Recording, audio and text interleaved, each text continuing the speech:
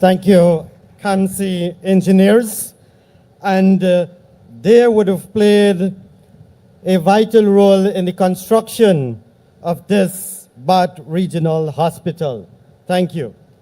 I'll now ask to come on stage the Honorable Minister of Health, Dr. Frank Anthony, and a representative from Kansi to do the symbolic handing over of the key. Indeed, this facility was constructed by Kansi, and it is now being handed over to the Ministry of Health, after which we will have brief remarks from the Honorable Minister.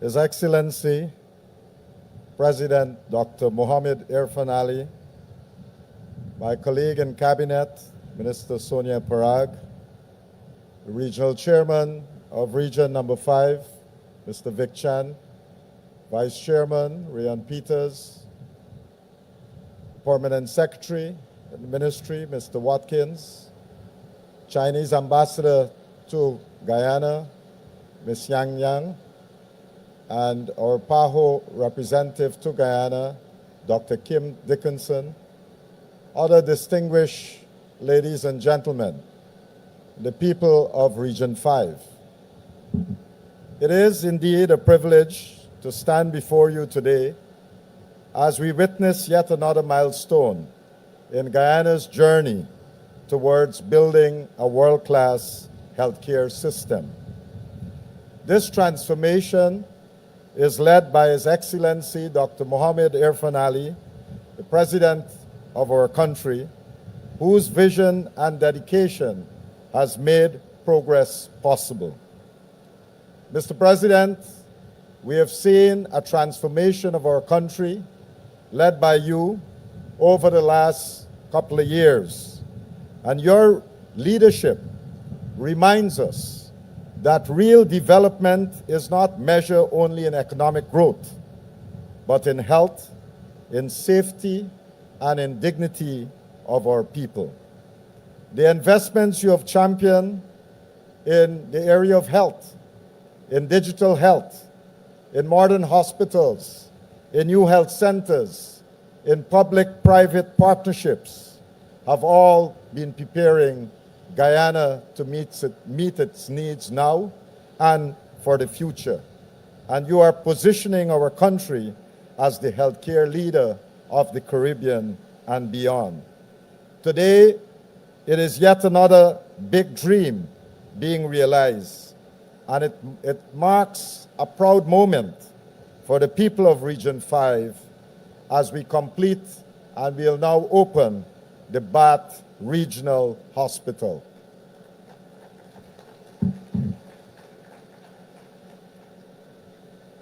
What can we expect from this facility?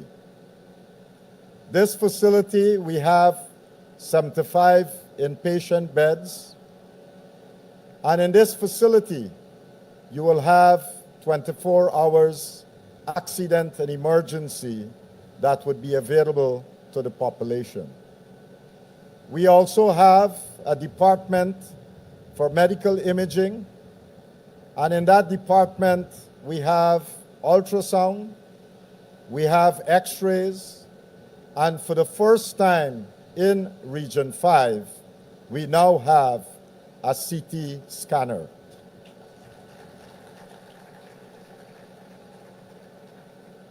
You would also, of course, have a 24-hour pharmacy, and we have a 24-hour laboratory. But I want to take a step a little back, because not so long ago, in 2020, when we came to government and we came to this region, we had two hospitals that were functioning in the region. And both of them was functioning in a suboptimal way. Maikoni Hospital, for example, did not have enough space in the outpatient department so that patients would be able to stay there. We did not have a modern accident and emergency, and Maikoni did not have a proper operating theater. We also did not have, at that hospital, a functioning X-ray machine. When you come to Fort Wellington, while we had a number of inpatient beds, we had a small accident and emergency. I recall that when I went to visit and look at the X-ray that was in Fort Wellington Hospital, that X-ray machine was more than 25 years or so old. And worse than that, if perchance you touch certain areas of that machine, you could get an electric shock. And that was the state of what we took over. And we are proud that over these last few years, at the Fort Wellington Hospital, we were able to put in a brand new Siemens X-ray so that we can do X-rays for the people in Region 5. And we did another one at Maikoni. And so that one also has been providing service for the people in this region. In the past, at Maikoni Hospital, where we were only doing maybe lumps and bumps prior to 2020, we have started to do elective surgeries. And in those elective surgeries, we have done close to 500 elective surgeries already. And think about that. That's one small operating theater that we have at Maikoni. And a lot of the patients who need surgical services would have had to travel either to New Amsterdam to get those services, or they would have to go to Georgetown. This hospital is going to change that, because in this hospital, we have 3 brand new operating theater with all the necessary equipment. And so we are going to be doing elective surgeries here, and we can do emergency surgeries as well. We can do orthopedic surgeries and a whole host of other things that would be done at this hospital. Someone asked me what it is that is different from what existed before that you will have at this hospital. And there are a number of differences. Maikoni does not, or Region 5, does not have dialysis. And if there's a patient that needs dialysis in this region, your option is either to go to Georgetown or to go to New Amsterdam. This hospital now would have 2 dialysis units for the people in Region 5. We would also have a modern birthing suite at this hospital so that anyone who want to give birth here would have a safe delivery in this hospital. We also have in this facility, for the first time in this region, a modern ICU care unit. And in that unit, we have 3 beds for the patients who would be coming here. We also have a step-down unit, a 2-bed step-down unit. So if you're not sick enough to be in the ICU, but you're sicker than what we need in the regular ward, you'll be able to go to the step-down unit and get the best care possible. When you have a chance to go through the hospital, and after this ceremony, you'll be able to see the quality of the wards that we have at this hospital. And when I say the quality of wards, it differs from anything that you have had before. Because at Fort Wellington, most of the wards there are open wards, or in Maikoni, they are open wards. But here, in the rooms that we have here, for every room, there are 5 beds, and in that room, you'll have a toilet and a bath.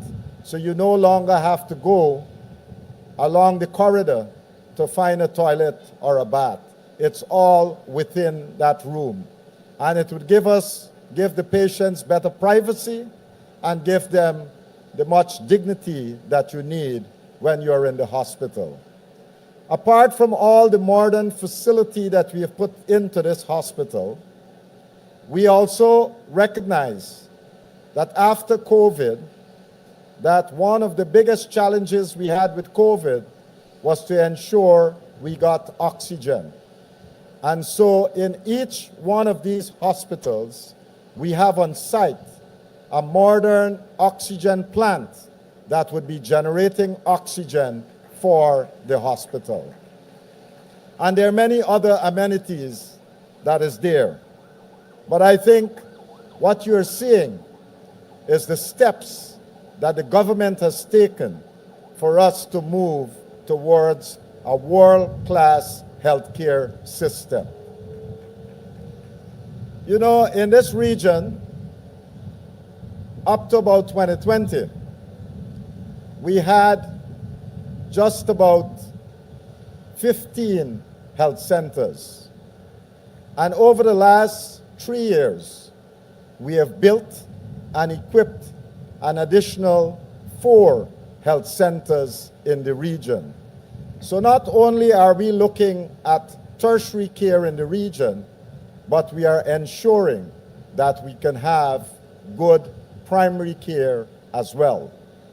And we have been able to introduce in the region a number of programs, such as our diabetes programs, the program dealing with hypertension and cardiovascular disease. And all of this, with this new facility, we'll be able to serve the patients better.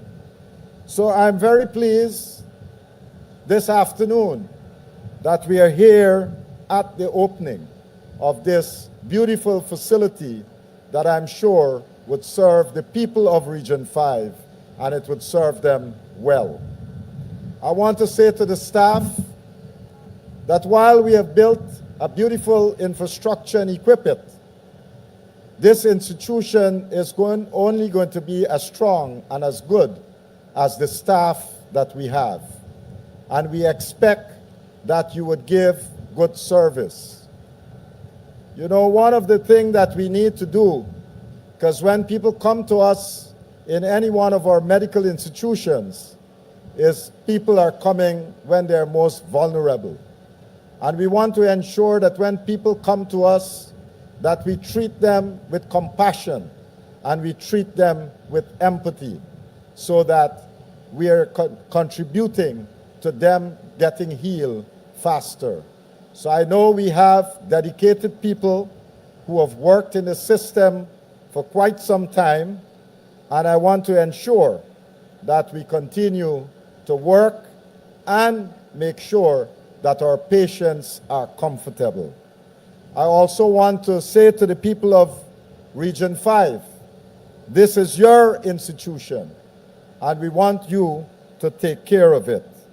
So today, I'm very proud to join His Excellency as we commission this brand new hospital for the people of Region 5. I'm sure that with this hospital, we'll ensure that we have healthier families, stronger communities, and we can look forward to a brighter future for Region 5. Thank you. I now want to use this opportunity to quickly introduce some of the persons who will be heading the various departments here at this hospital. I want to call on Dr. Daniel Robertson, the medical superintendent of the hospital.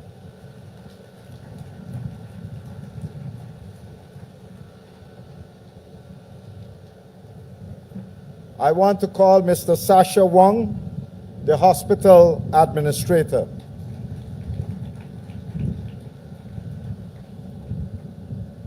Nurse Harriet Bailey, the matron of this hospital.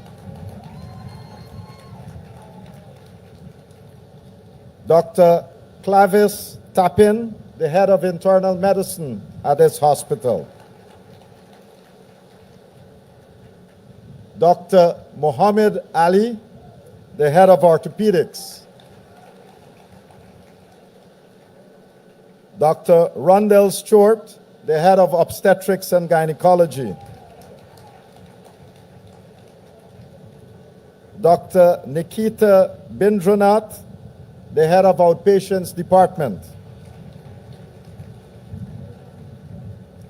Dr. Lisetti Cardonell, the head of radiology at the hospital. Dr. Kimberly Alstrom, the head of the dental department at the hospital. And Dr. Shion Tony, the head of psychiatry at the hospital.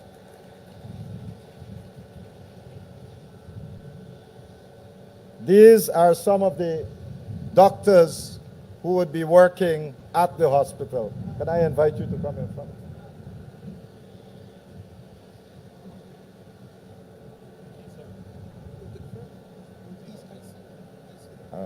What's that? Huh?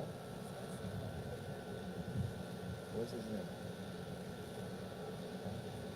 And we have the head of the ICU. Can I invite you on stage?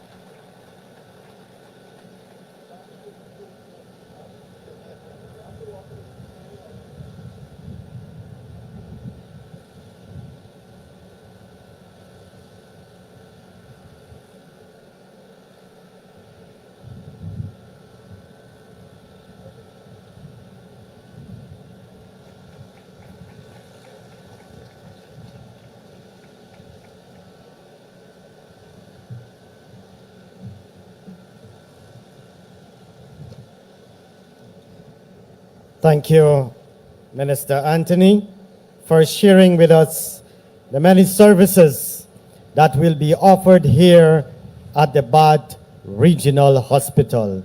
Indeed, Region 5 is very grateful for this facility. I will now like to invite on stage the Barbies Delight Group for a cultural performance. Ladies and gentlemen, kindly put your hands together as they make their way on stage.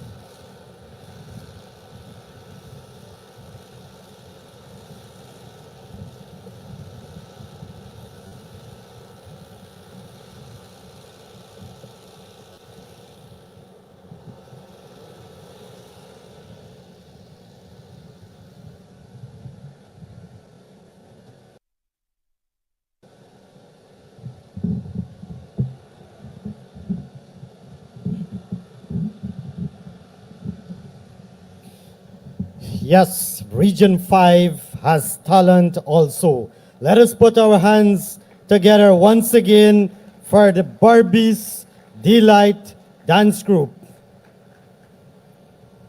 Over the past 5 years, Guyana has experienced massive growth and development in all its sectors, especially in the health sector, and today's commissioning of the Bath Regional Hospital is a testimony to his visionary leadership and commitment to provide a world-class healthcare services for the people of Guyana.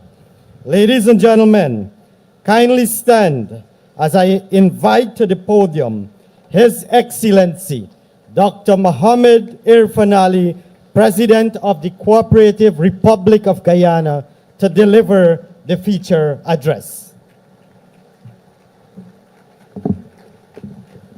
Thank you very much. Please have your seats.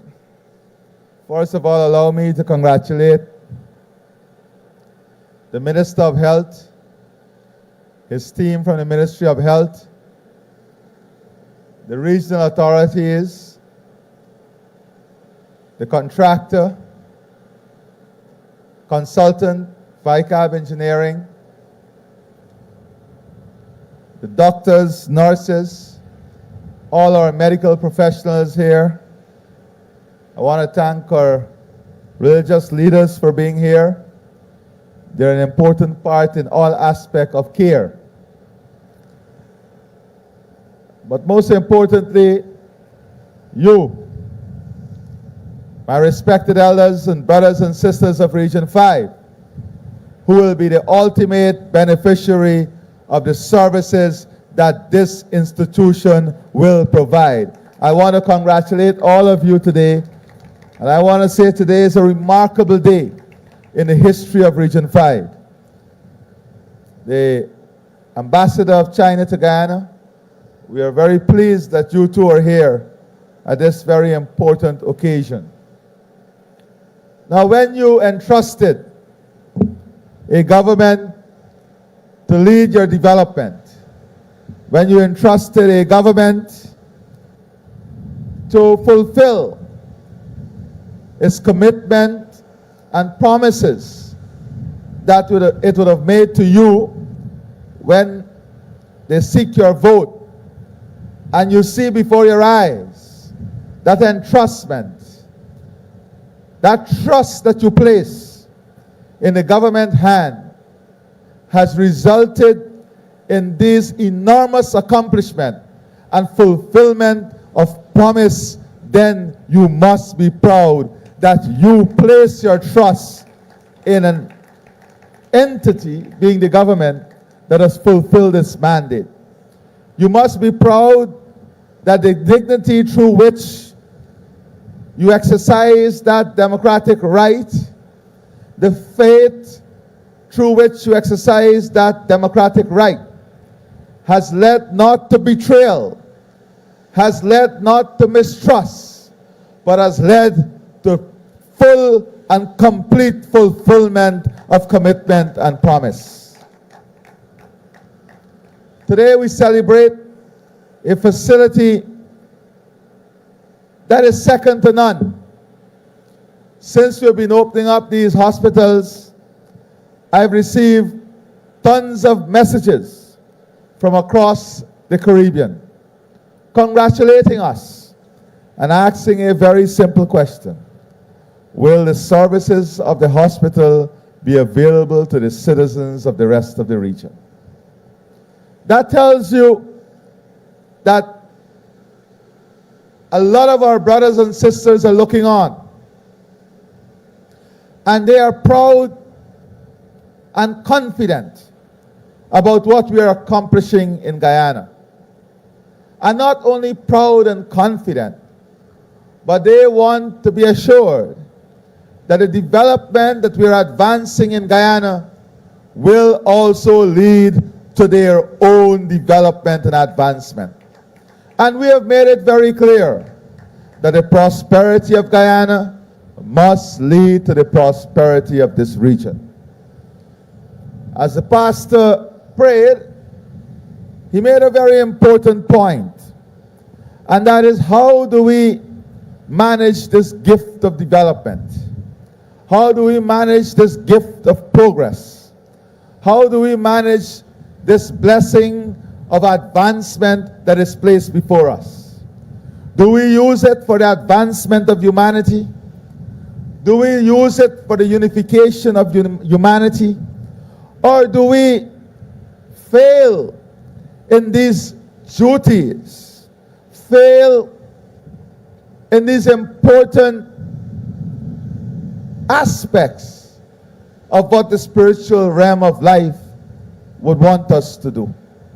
And these are important questions, because this facility by itself is testament to a government that is developing our country to remove inequality, to improve services across the board, and to bring parity with those who can afford it from the private hospital and those who will also get the same level of service from a public hospital. And we must not take these things for granted. Our nurses here today, you must not take for granted the fact that you can be trained right here in Guyana free of cost now. You must not take for granted that you can do a degree in nursing, that we've increased the salaries for nurses by over 100%, that we're building other facilities for our nurses, and we've committed to supporting them further. Because we are grateful for your service. But you too must be grateful for the advances that is being made in our society. We have a duty to so do. Our government has shown enduring love. What enduring love is? Enduring love is love for every season. Love beyond region. Love beyond individual. Love beyond how we look. And that love is manifested in the investments that we are making in people. Dr. Anthony would have outlined to you today what are some of the features of this new hospital. The CT scan that you will now have here is a 20-plus CT scan. What did you have before? Zero. From zero to a modern 20-ply CT scan. Dialysis. You will now have 2 chairs available here for dialysis. What did you have before? Zero. From 0 to 2 chairs for dialysis. You will have support for every single level of eye care. Every single level. What did you have before? Zero. Today with this new hospital, you will have services in eye care for every single level. Doesn't that deserve a huge round of applause? The people of Region 5, are you hearing me? Well, let me hear you. You must not sit quietly on your accomplishment. You must learn to support and celebrate your own accomplishment. No one will come from outside and celebrate who you are. Are you happy today for this facility? No, I can't hear you. On September 1st, I want to hear you louder. And our nurses too. I want those smiles out on September 1st. Because we have invested in you, and I'm not shy. I'm a very direct person. I don't shy away from the facts and the truth. I don't shy away from work. I don't shy away from responsibility. I don't shy away from the facts and the truth. And if there is anyone in our society who must acknowledge the work of the government, it is the people, because we have worked for every single person in this country. Nice, now I'm hearing you. Lab services in this region. This hospital alone will expand and increase availability of lab services by more than 40%.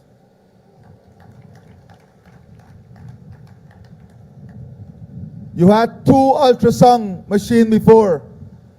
In this new facility alone, you will now have 3 ultrasound machines. Our mothers and newborn babies, you had 0 access to NICU, neonatal care units, specialized units for your children. You had 0 before. With this facility, you now have an NICU for 4 babies. Before this facility, you had 0 ICU beds. Today, with this new facility, we now have 3 ICU beds for you in this region. You had 1 operating theater. This second tent, I want to hear you. This one over here. You have 1 operating theater before. Today, you have with this new facility 3 operating theater.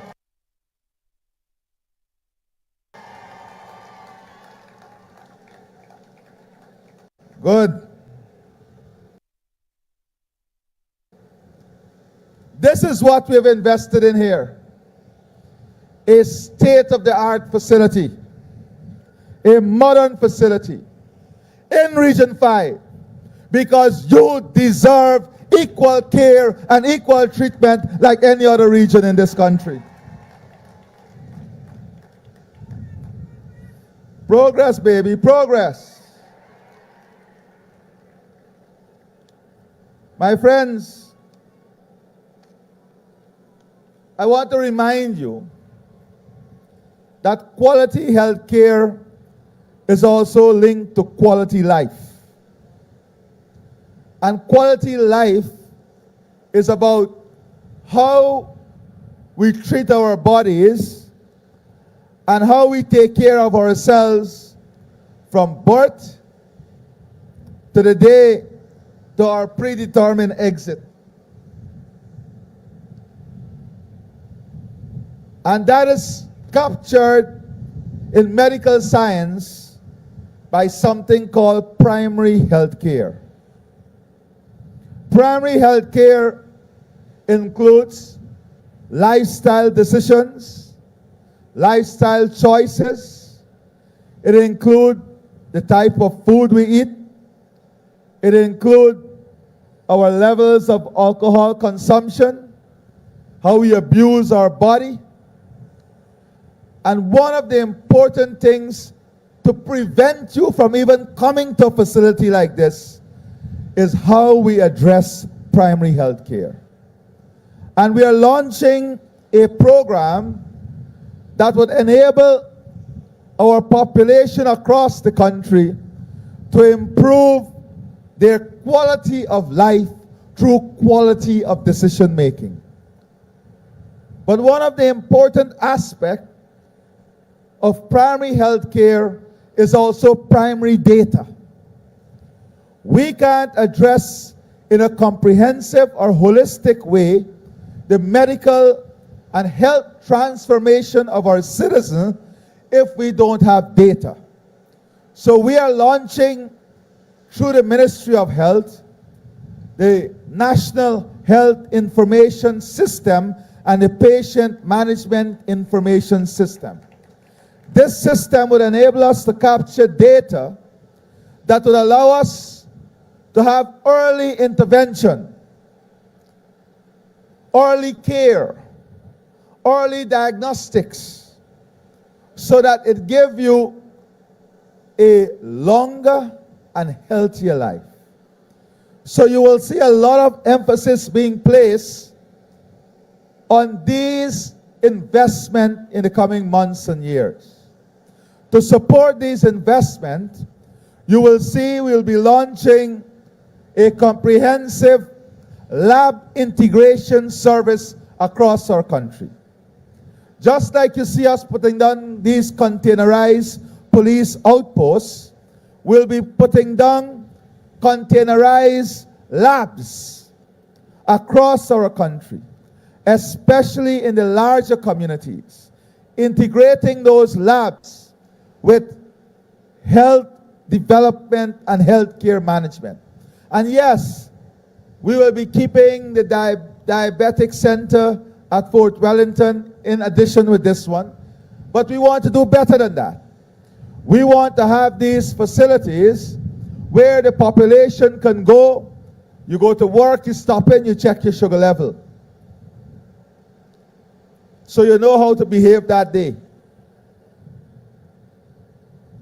So we are building these facilities to allow ease of access, to enhance primary health care, to support healthy living. And Region 5, because of the population set and the dynamics of the population, which is a population string basically along the highway with some communities having a few streets, you are what we consider in health science one sample size. The size of the population in Region 5 is one sample size. And I see Dr. Cummings here. He will tell you that in health science, sample size and sample characteristics are important parameters for national policy making. And your population here is also very representative of the population mix of the country.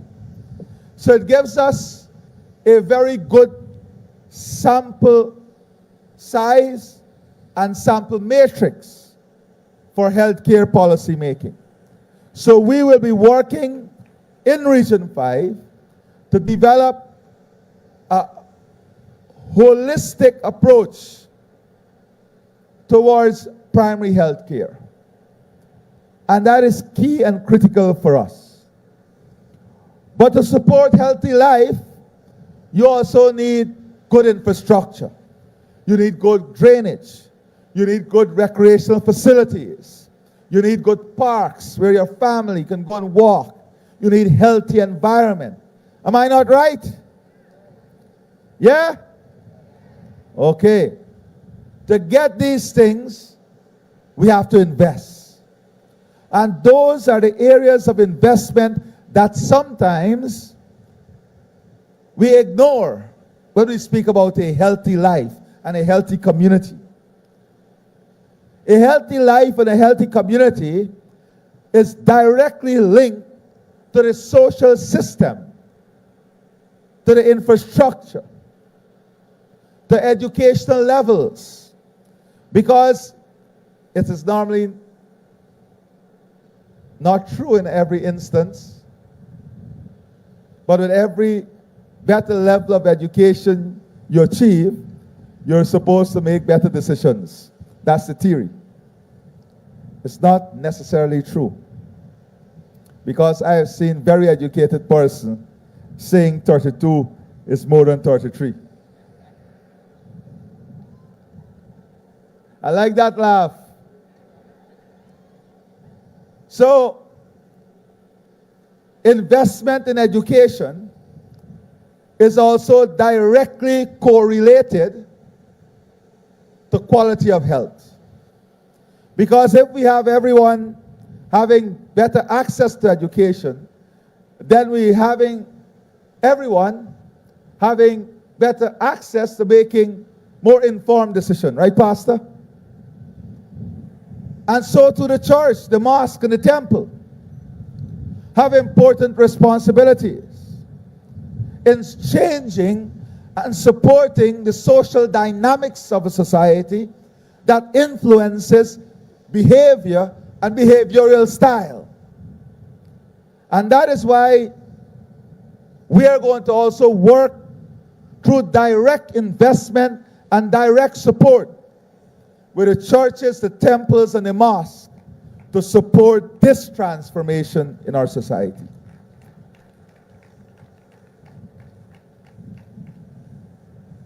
it is not only spiritual education, is linked directly to behavior. And collectively, the spiritual leaders will be failing in their duty and responsibility if they do not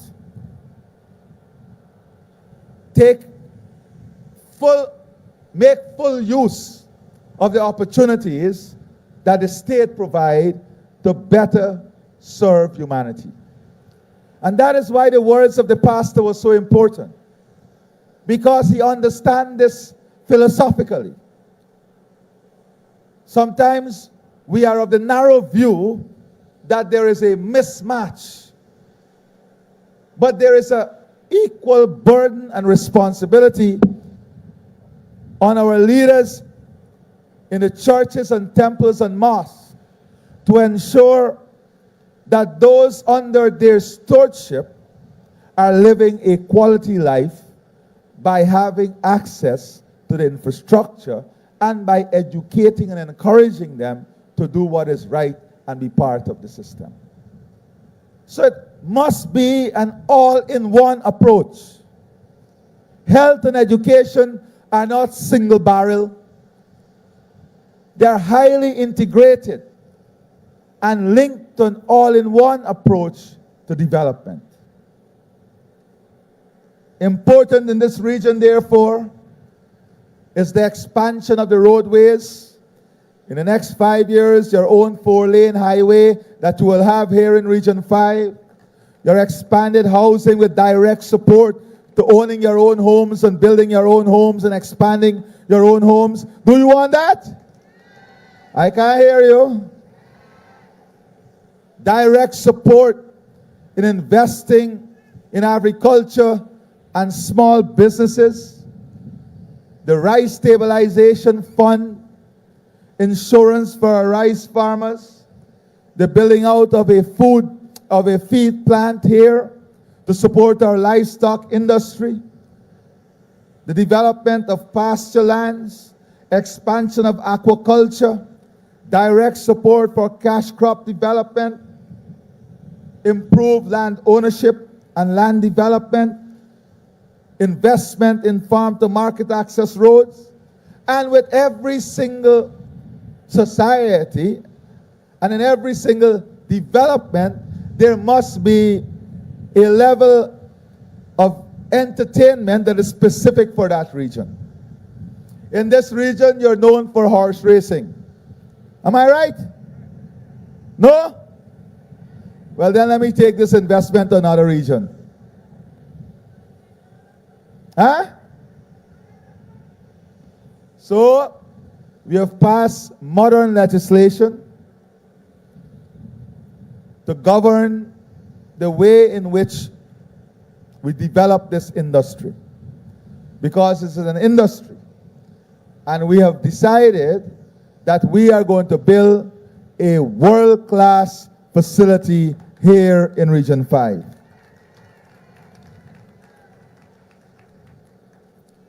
So your region is going to benefit enormously from the to our healthcare workers. We have already finalized the plans to have accommodation facilities in this region. And as we pursue the development of this region, it is important that we understand in a holistic way, not in a seasonal way. Look, I'm not telling you what to do on September 4th. Your conscience already told you what you have to do. Thank you. Thank you. That's right. Your conscience is loud and clear. Can I tell you what her conscience said? She voted for me and the PPPC. I just repeated what her conscience said. Yes.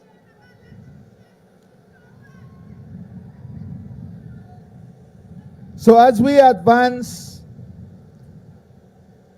in this new era of transformation, there are some things that we cannot overlook. We cannot overlook that in the last 5 years, we have trained more health professionals than any other time in the history of our country. We cannot avoid the truth that we have increased the salaries of healthcare workers massively in the last 5 years. And it will continue. Where are nurses? Are nurses here? Let me see your hands if you're here. And you know the truth, right?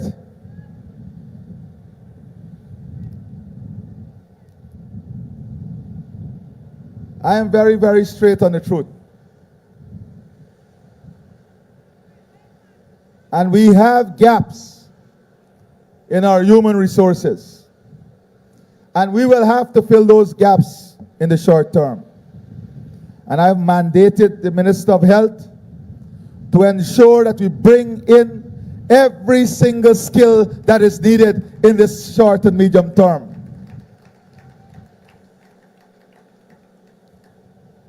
Whatever skill level, he has the authority to bring that skill level, because I do not want to hear that we don't have the doctors, the nurses, the lab technicians, or anyone at these hospitals to provide quality care. And I'll say it publicly, the permanent secretary and the minister, they are responsible for this. And they have absolutely no excuse, because I've given the minister full authority to have this done.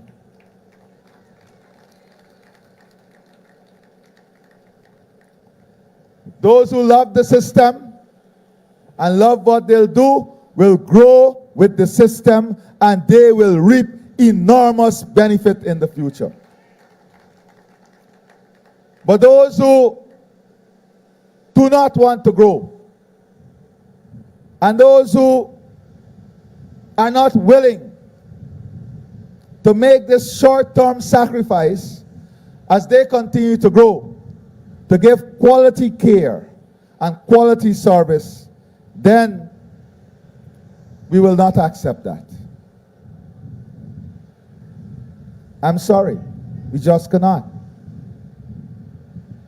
We are making too much investment to accept any level of service that is below par. And this is not about the government. This is about the people. They deserve the best that we are investing in for them.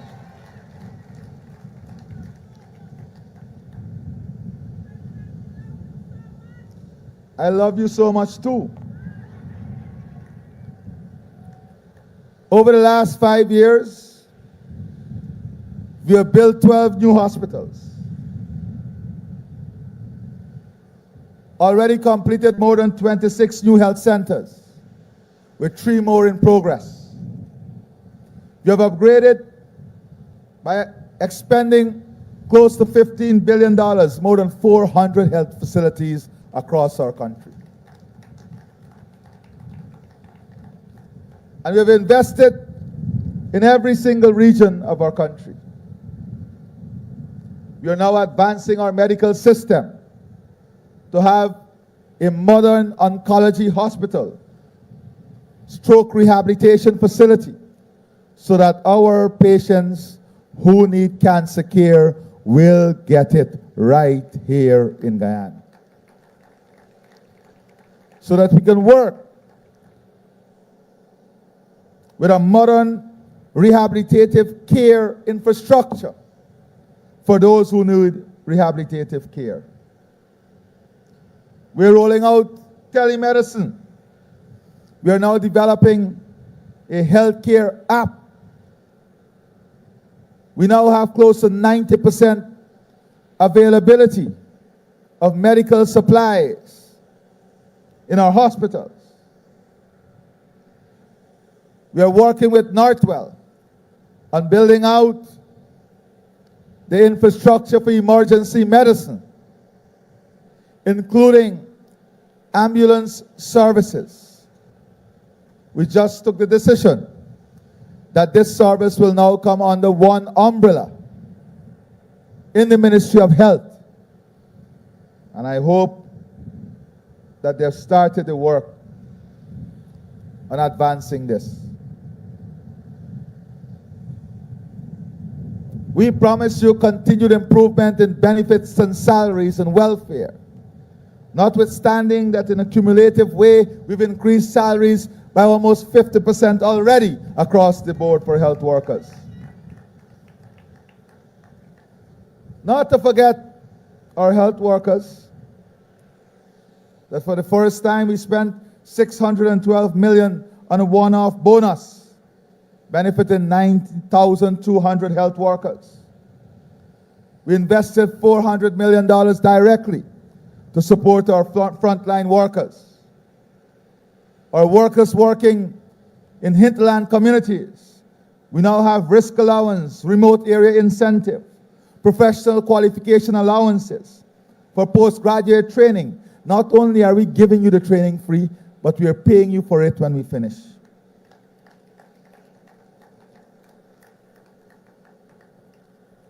We're going to continue to invest until we have the best health service that any citizen in the world can enjoy right here in Guyana. We've introduced heart, diabetes, and cancer screening programs.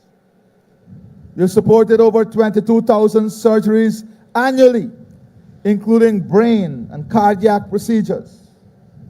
We've expanded breast and cervical cancer screening. We have constructed new pathology lab. We have launched the National Dialysis Support System for $600,000 annually. These are all investments that we have made in the last 5 years. We're investing also in mental health, because mental health is important. It is important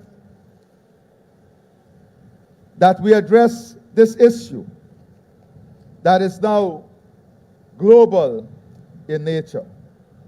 So my friends, as we continue on this journey of development, I also want to share with you some additional information. Peritoneal dialysis.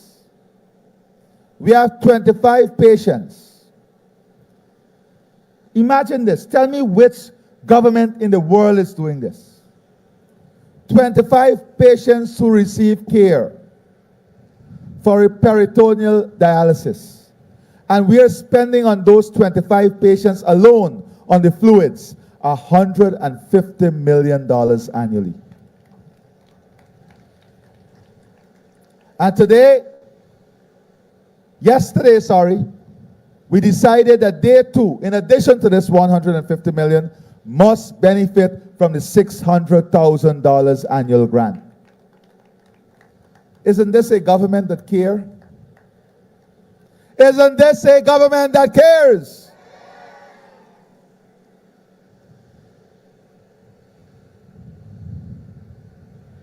But we are not stopping only at care delivery.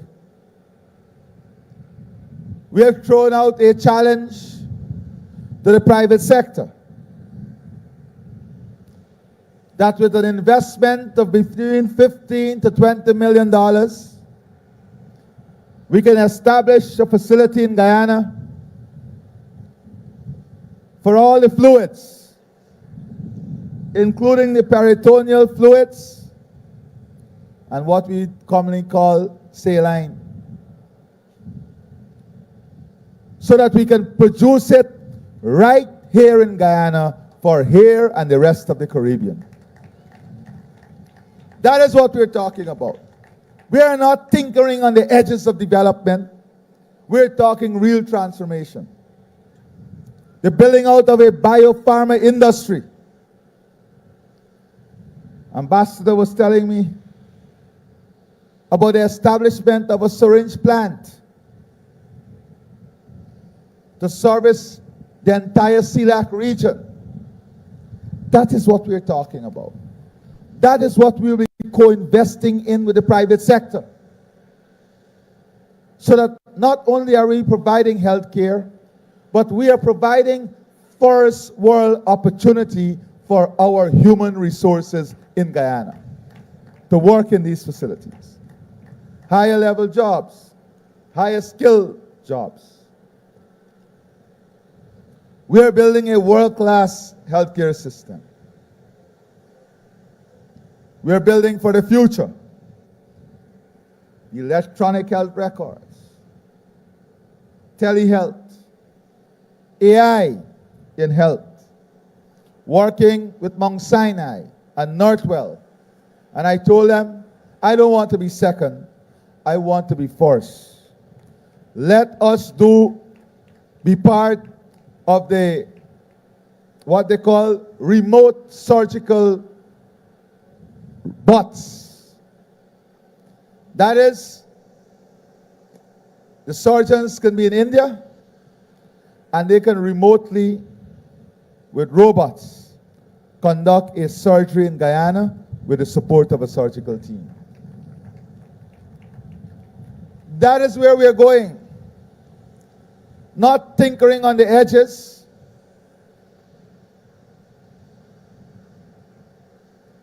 Building strong.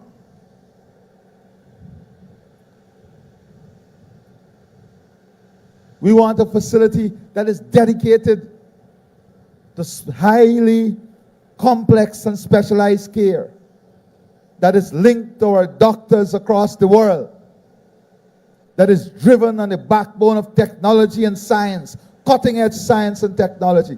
I believe firmly in the gift of God in enabling humans to be so creative in their scientific advancement. Note, Pastor, scientists may put it differently, but you heard what I said. The gift of God that they inherit. I believe that we must leverage this gift and leverage these advancements, especially for small societies like ours. And that is where transformation is. Not in these shadow games people playing. It's in high-level, complex analytics. It's developing policies at a global stage and understanding how those policies are critically integrated in sectors and performance of sectors. It's understanding the human resource and capital development that must match these advances and development. That is what we are about. Getting it done. Working relentlessly every day to ensure that we get it done. The digitization of our materials management unit. If it's not done by this year end, then some people will have to find a new road to walk on. Because I've mandated that we must have a modern, tech-driven materials management unit. The government is spending on having the drugs and medical supply. I don't want to hear that it's not available. The days for that is coming to an end and coming to an end quickly.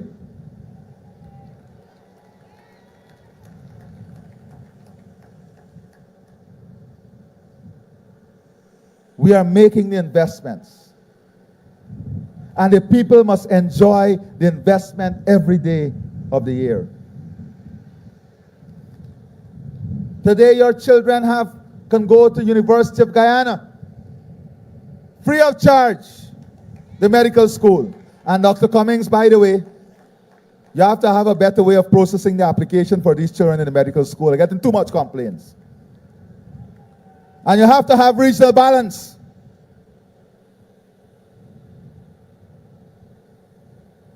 You have to have regional balance. But I have already made a decision ahead of you that the private institutions that are accredited, Frank and the Ashley and Sonia are supposed to complete the negotiation soon. At the same cost, we're going to co-finance so that all our children who want to be doctors, nurses, lab technicians, none of them are turned away from any institution.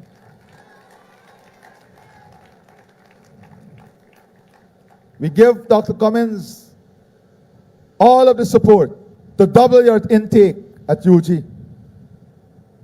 We already said that the new level 5 hospital at New Amsterdam must be a teaching hospital with a medical school attached.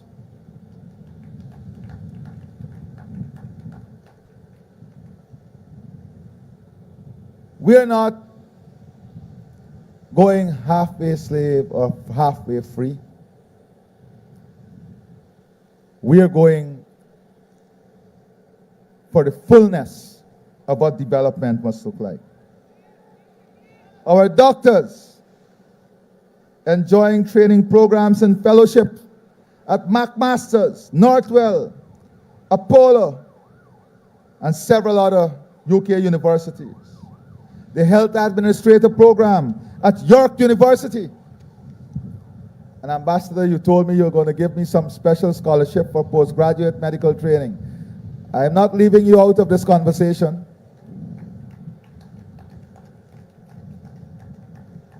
We want the best for our human capital. We're investing to give them that.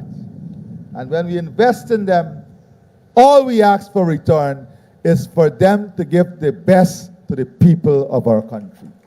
That's all. We're no longer asking you to sign a contract for 5 years to be bonded to the state. We're not asking you to lodge your transport or your title. We're not asking you for none of that anymore. All we're asking you for is the dignity and honor and love to give your best service to the people of the country.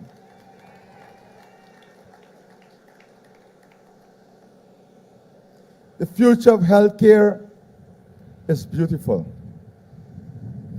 You know, I was in Latam,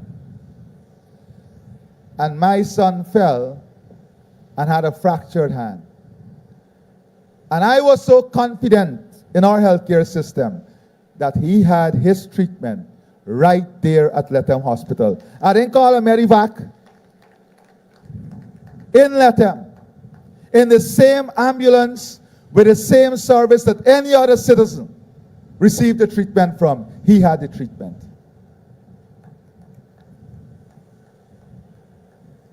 So I am speaking to you from a podium of confidence.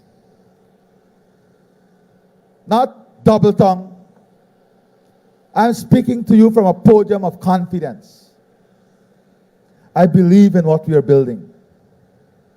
I believe in who we are training. We're talking about a health infrastructure, not only with nursing schools, but making healthcare part of living. Your experience of living in Guyana must be living in a health ecosystem. Life Sciences Park.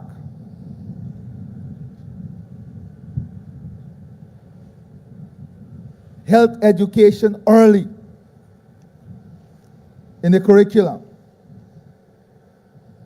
An ecosystem that supports manufacturing of drugs, vaccines, and biologics, clinical trials, a tropical medicine institute, co-hosting and co-housing leading academic institutions for research, research and translation science, development of a data warehouse, data analytics and mining. And we're not speaking things in a dreamy way. All of these things are already in a program, already financed, and work already started. With not the second best and third best, but with the best. So my dear friends, I don't want to keep you much longer. But I want to assure you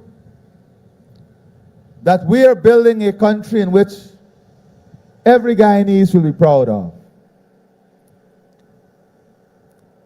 And we don't just need the majority support of this bold vision ahead of us. We need the support of the overwhelming majority of Guyanese on this bold mission ahead of us. On September the 1st, you have an opportunity to choose a comprehensive, bold vision, or to choose whatever else is there.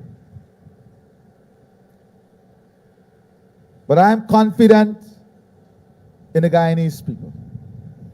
And I'm confident that you will embrace and choose a vision that is transformative, a vision that is cutting edge, a vision that see no faces, no color, no community, no identity, but see only one Guyana. And I assure you, with your overwhelming support of this vision, all things will be possible by the grace and might of God.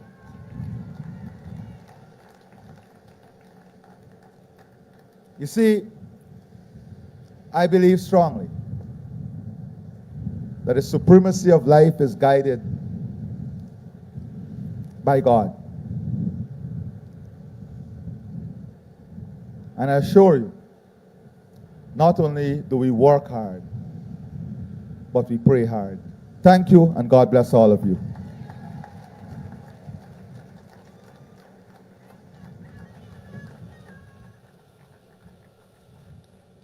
Thank you, President Ali. Region 5 is grateful for your leadership, your vision, and your commitment to make this region a better place. Thank you very much.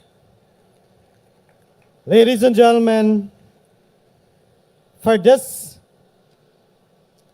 project to be a successful one, there is a number of individuals, organizations, and so forth that contributed massively.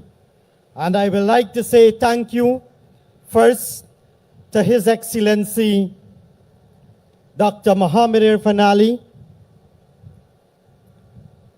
Thank you to the Honorable Dr. Frank Anthony, Minister of Health, Permanent Secretary, and other officials from the Ministry of Health, all the ministries and government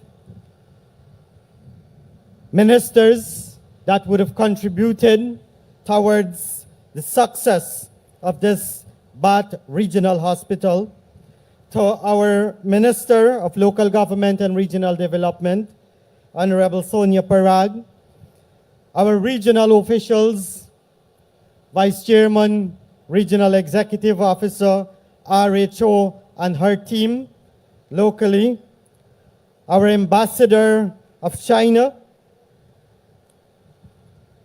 KAMSI and VCAB, NDC officials, the management team of the Bath Regional Hospital, Dr. James and team, our religious leaders, the Chief Medical Officer, Dr. Narayan Singh, and other officials of the Ministry of Health, our RDC. Thank you. For those names that are not mentioned, I want to say thank you to all of you. Your contributions towards the success of this hospital is a meaningful one, and we are grateful.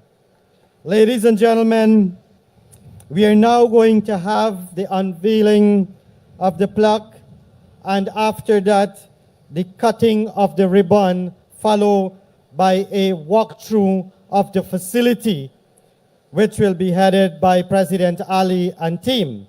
For others who are desirous of having a tour of the hospital, I'm kindly asking you to reach out to the tour guides, persons who are dressed in the blue and white.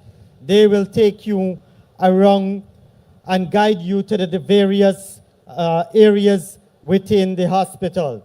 There's refreshment that is provided for all the visitors and all of you that are here in the tents that are west of the current location here. So thank you very much, and we will now ask our president and his team to have the unveiling of the plaque at the central building, the main building.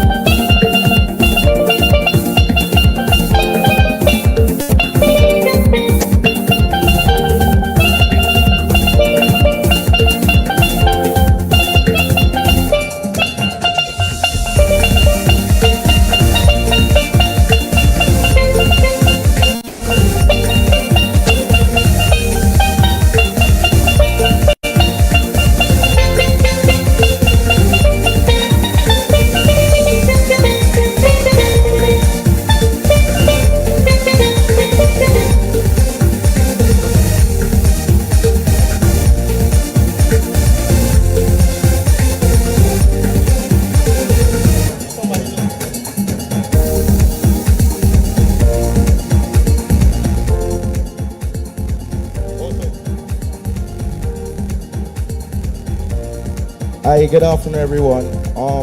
So if you see a bunch of keys on a key ring, could you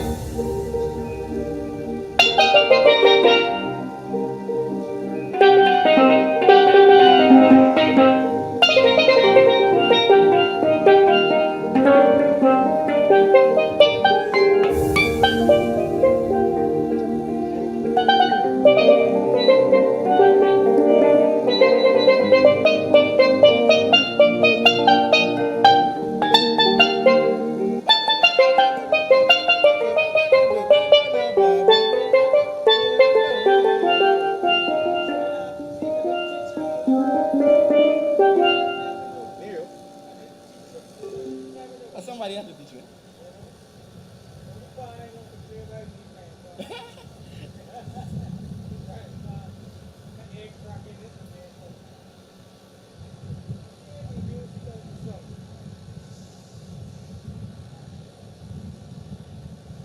Alright, last one. I like this song. I don't know why, but I like it. I just want to do this song.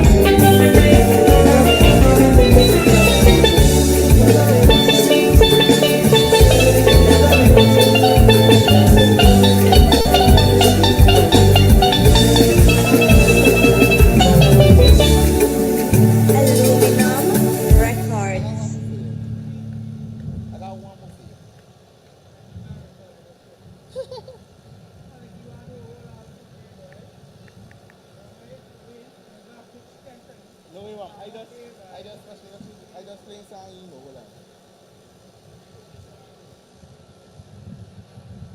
Well, I just playing track with that.